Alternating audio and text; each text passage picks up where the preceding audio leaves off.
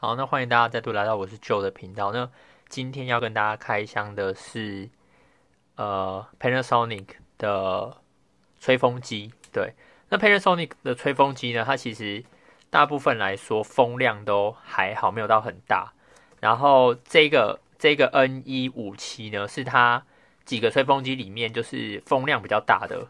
那我自己是觉得说，挑吹风机其实有很多呃其实有很多面向啊，就是你可以去挑它的声音啊，然后你也可以去挑它的风量，然后当然现在也有一些就是像 Panasonic 有一个新的系列，它是有水离子，就是吹的时候可能就是让你的头皮和头发可能比较有保养的作用吧。对，那我原本也有打算买那个，但是后来那个是 NA27，我也会写在影片的底下。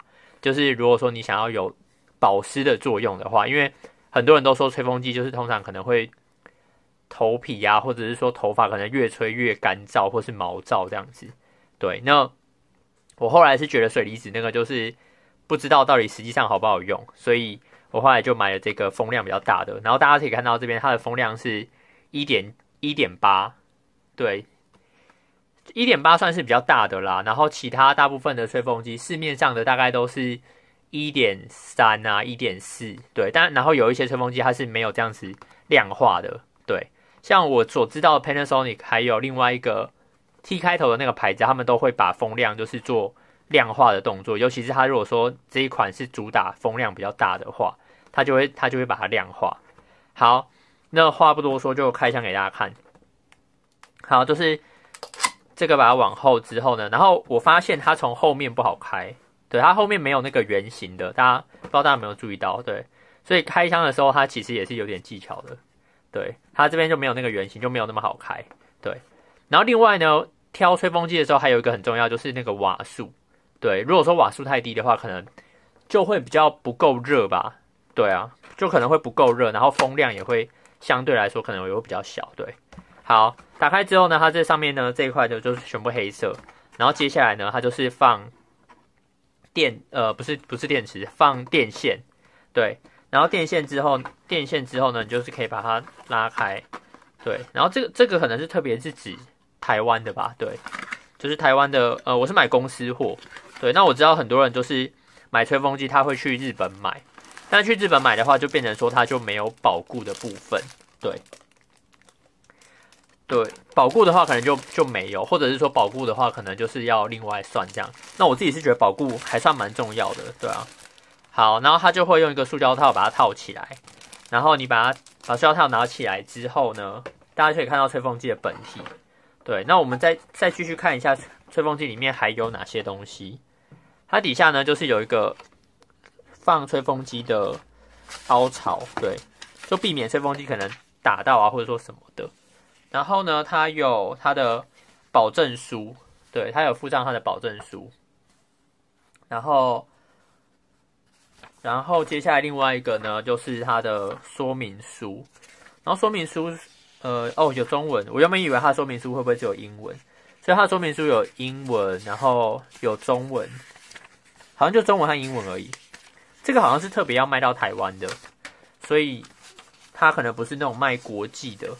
卖国际的可能它就会还会有其他语言吧，所以这我不太很确定。对，然后它就有说明书，我觉得还不错。但其实现在说明书好像都是在网络上看，其实就可以了。对，好，然后接下来呢，看一下它有没有其他东西。它底下这个有点难拿。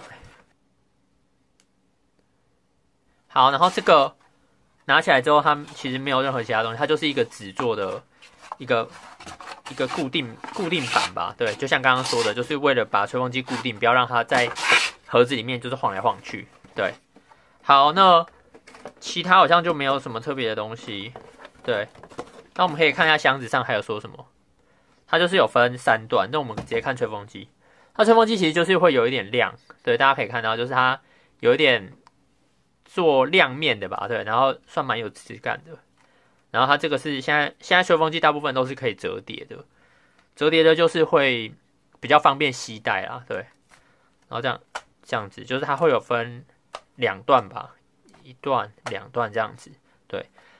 然后我在买吹风机，我在挑的时候呢，因为它有展示品，然后这个展示品就是会稍微有一点移动，对，这是我觉得比较不好的地方，对。然后这个都算蛮好推的，对。我在那个，其实我蛮推荐大家，就是买吹风机之前，就是可以去店面，就是做试用的动作，对。然后你就会发现有一些，因为在店面的话，就是那些吹风机都常常被用嘛，所以它如果说有什么问题的话，它就会很明显。像我知道另外一个牌子的这个推的都不是很好推，不知道是常常被人家使用，然后就变成不好推这样子，对。所以这个Panasonic 这个牌子，它这个推的这个开关，我觉得都做的蛮好的，就是我在现场都还算蛮好推的，对。好，然后接下来呢，就是接下来就是插电，然后给大家听一下这个吹风机的声音，这样子。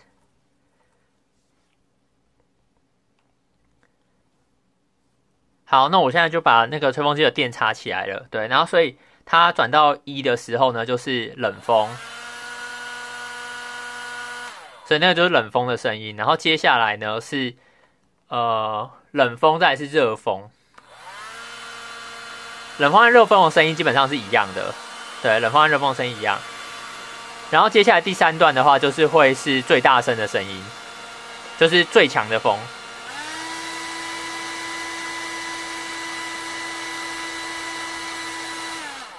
然后它因为新买的关系，好像有一个味道，对，之前我看别人的开箱好像也有提到这个味道。然后同场加印一下另外一个，就是我原本用的牌子，然后同场加印一下它的声音。大家可以明显感觉到它这个风其实会是比较小的，对。然后其实它跟原本这台的设计是一样的，就是冷风，然后热风，然后再来就是强风，对。听起来 Panasonic 的声音是比较高一点啊，就是它的声音好像比较高。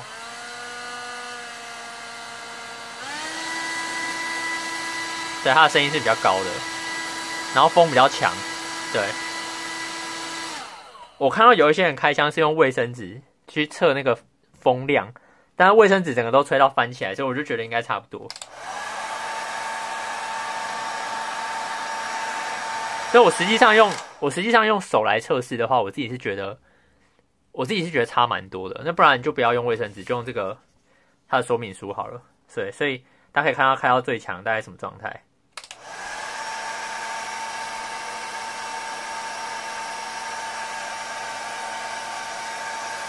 好，所以大概45度吧，对。好，那可是它有点被我手挡到。好，那我们看另外一个。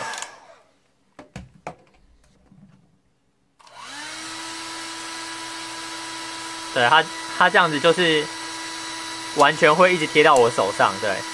所以这样大家应该可以感觉的，这样大家应该就可以感觉到它的风量，就是这一台的风量是比较强的，对。那我当初选它也是因为风量的关系，对。好，那这个影片大概就是到这边，对。那如果说大家有什么然后我现在现场发现它一个缺点，就是它的这个风罩是不能拿起来的，对。那旧的可以吗？我记得旧的好像可以，对。那我自己是觉得风罩好像通常也不会再拿，旧的可以，但是新的这个好像就不太行这样子，对。新的风好像是比较集中的。我看一下可不可以拿起来，可以转啊，可以转，但是好像不能拿起来。对，可以耶。好，这有点搞笑哈。好，所以它其实是可以拿起来的，对，它可以拿起来。好，那这个影片呢就到这边。那大家如果有什么想法，都欢迎你在底下留言。有什么想要问的或者说什么都欢迎在底下留言。那没问题的话，我们这支影片就到这边，我们下次见喽。